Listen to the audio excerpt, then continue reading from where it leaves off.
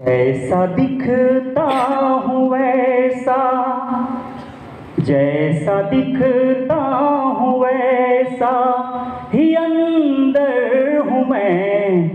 गम समेटा हुआ एक समंदर हूँ मैं।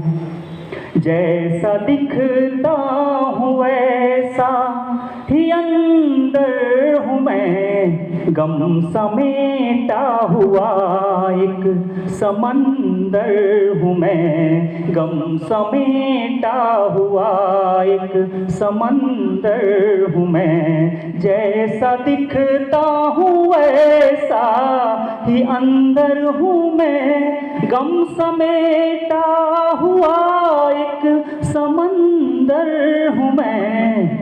कोई नफरत करे, कोई नफरत करे तो ये हक है उसे प्यार से जीत लूं।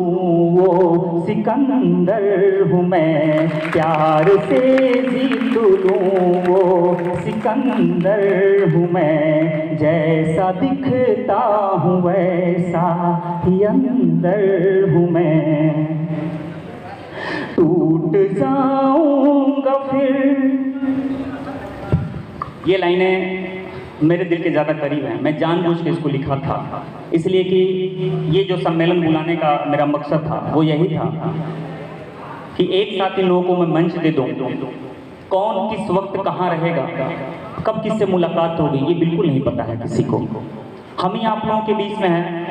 मेरा वादा है कि मेरी ख्वाहिश है कि इस बार सबसे ज़्यादा वैकेंसी यूपीपी में आ रही है। सबसे ज़्यादा वैकेंसी शायद आज के पिछले 5-7 सालों या 10 सालों के इतिहास में सबसे ज़्यादा वैकेंसी एसएससी जीडी की आने वाली है। और सबसे ज़्यादा वैकेंसी अभी बीएसएफ ट्रीटमेंट में पड़ा हुआ है। ये 3 वैकेंसियाँ हैं। मेरी पूरी कोशिश रहेगी कि इस बार एक इतिहास रचा जाए, अपनी कोचिंग से ज़्यादा सिलेक्शन लिया जाए। तो उसके बाद शायद मैं पीपीगंज अगर कभी छोड़ दूं तो एक मलाल सा नहीं रहेगा कि हाँ मैं पीपीगंज छोड़ दिया। एक ज़्यादा से ज़्यादा सिलेक्शन, एक टारगेट है यूपीपी, एसएससी जीडी और बीएसएफ। ये 3 बड़ी वैकेंसियां हैं। इसमें मैं कोशिश करूंगा, मैं अपना जी जान लगा दूंगा, मैं ज़्यादा से ज़्यादा सिलेक्शन दिलाने के लिए।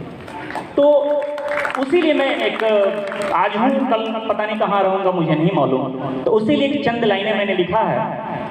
टूट जाऊंगा फिर मैं बिखर जाऊंगा, देखना फिर कहीं ना नजर आऊंगा।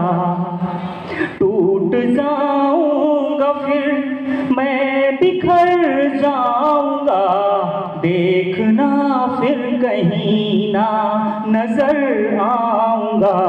टूट जाऊंगा फिर मैं बिखर जाऊंगा, देखना फिर कहीं ना नजर आऊंगा।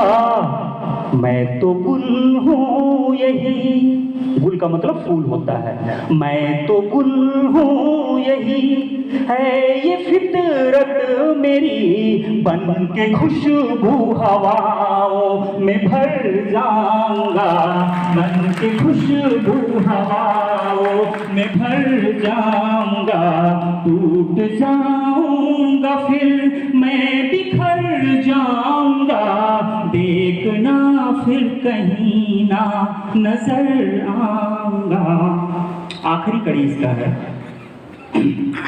ना गिला है कि कोई, गिला का मतलब होता है शिकायत। ना गिला है कि कोई हमारा नहीं, ऐसा दरिया हूँ जिसका किनारा नहीं। ऐसा दरिया हूँ जिसका किनारा नहीं। ना मिला है ना गिला है कि कोई हमारा नहीं, ऐसा दरिया हूँ जिसका किनारा नहीं। ना गिला है कि कोई हमारा नहीं, ऐसा दरिया हूँ जिसका किनारा नहीं।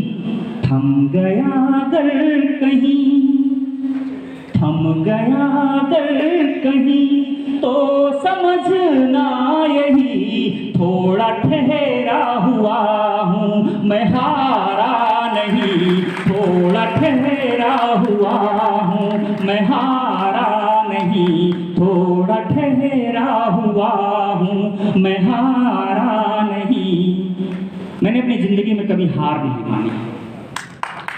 जितने भी लड़के जो मुझसे करीब से जानते हैं वो बेहतर जानते होंगे मेरे एजुकेशन के बारे में, मेरे नॉलेज के बारे में। मैं आज भी पढ़ाता हूँ तो बिना नोट्स के पढ़ाता हूँ। बहुत सारे जीएस के टीचर होंगे किसी एक सब्जेक्ट में महारत हासिल किए होंगे, लेकिन सौभाग्य दुर्भाग्य जो भी आप फैसला कीजिएगा, मैं जीएस का कोई ऐसा सब्जेक्ट नहीं हूँ जो बिना देखे न पढ़ाता हूँ। लेकिन उसके बावजूद भी किसी मोड़ पर अगर लड़खड़ाता हूँ तो मैं अपनी लड़खड़ाहट को अपने दिल में समेट करके मैं बच्चों का हौसला बढ़ाने की कोशिश करता हूँ। मेरी जिंदगी में कभी हार नहीं है।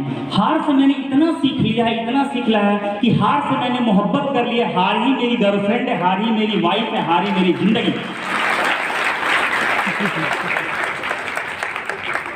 अब उसमें मुझे एंजॉय सा होता है। मैं हार से हर पल सीखने की मैंने कोशिश की है, और जब हार से मैं सीखता हूँ इसीलिए मैं आपको सिखा पाता हूँ। अगर मैं हार से मैं टूट जाता तो सर मैं आपको नहीं सिखा पाता।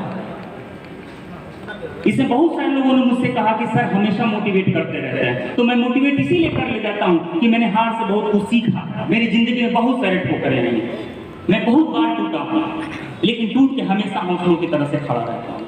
तो जब मैं ऐसा सीख गया हूँ, मैं आज के डेट में सही मायने में मैं पत्थर बन चुका हूँ। मेरे ऊपर किसी भी गम, किसी मुसीबत का एहसास नहीं होता। इससे बहुत सारे लोगों ने कहा, मैं अपने पापा को बुलाना चाहता था, ये मेरी दिली ख्वाहिश थी। मैं बार बार कहता हूँ कि आज मैं जो कुछ भी हूँ अपने पापा की बदौलत हूँ। जो भी सम्मान मुझे मिल रहा है इसके असल हकदार मेरे पापा हैं। तो मैं अपने पापा को बुलाना तो चाहता हूँ, लेकिन बहुत सारे लोगों की और कुछ बच्चों की ख्वाहिश थी कि सर आप अपनी फैमिली को लेके आइए, कभी नहीं लेके आए। तो आप लोगों की ख्वाहिश थी, तो मैंने अपनी पत्नी, मेरे 2 बच्चे, मेरे छोटे भाई, मैंने अपनी पूरी फैमिली, माँ की तबीयत थोड़ी सी सन्नासा चलती इसलिए मैं आपको नहीं बुला पाया। कभी कभी मेरी भी जिंदगी में कुछ मुसीबतें आती हैं, तो हम दोनों लोग, हमारी पत्नी, हस्बैंड वाइफ, जिंदगी में अनोखी बात बता रहा हूं आप लोगों से। हम लोग मुश्किल से आधा घंटा अगर एक पास बैठ जाते हैं और किसी मुसीबत होती है और मैं उनसे कहता हूं कि यार ये परेशानी है, और सिर्फ आधा घंटा लगता है और आधे घंटे मेरी मुश्किल आसान हो जाती है। ये हम लोग की ट्यूनिंग करिएगा, चाहे जो मर्जी हो कहिएगा। बहुत बार ऐसी मुसीबत आई है कि जो कई दिन का एक मुसीबत होता है, लेकिन नहीं कभी जब भी हम लोग आधे घंटे, अब पता नहीं जो भी हो, सिर्फ और सिर्फ आधा घंटा लगता है, हम दोनों लोग एक दूसरे से बात कर लेते हैं, मुश्किल आसान।